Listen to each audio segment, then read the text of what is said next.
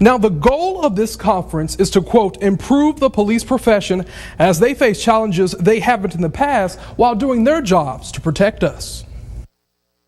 You can see people coming across the finish line there, and there is the explosion 1 and 2. It was just 2 months ago when we saw the Boston Marathon bombing flash across our television screen. 16 people lost limbs. Tom Shamshak is a former police chief in the Boston area.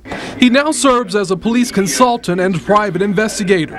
Today he's in Tyler showing law enforcement an unfortunate reality. Police officers in Massachusetts had to dodge improvised explosive devices, IEDs, that were hurled at them. This is the new reality. 20 years ago, officers weren't facing those obstacles. Multiple children dead at this scene. Now they're learning how to handle violent situations in schools, including mass shootings. What do we do with officers who encounter these things, who see death and destruction, and how can we better help them to handle their job? Erwin Bolarta is the executive director of the Texas Police Association.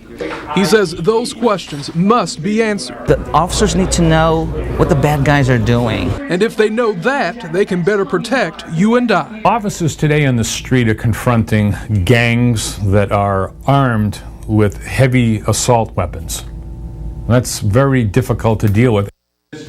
And you just heard Tom Shamshak mention gangs there. There are about 2,500 gangs operating in Texas. And to give you a better idea, that's about 100,000 people in our state that are involved in a gang. Can you imagine that? And many of those small gangs, Justin, operate right here in East Texas. And Anthony, along with learning to protect people from these new challenges we've seen in the past few months, what will East Texas officers take out of this conference as well? Yeah, Justin, two things that have really been emphasized to me at this training conference is mental preparedness and safety. Officers need strong minds and the knowledge of how to protect themselves to keep our communities safe.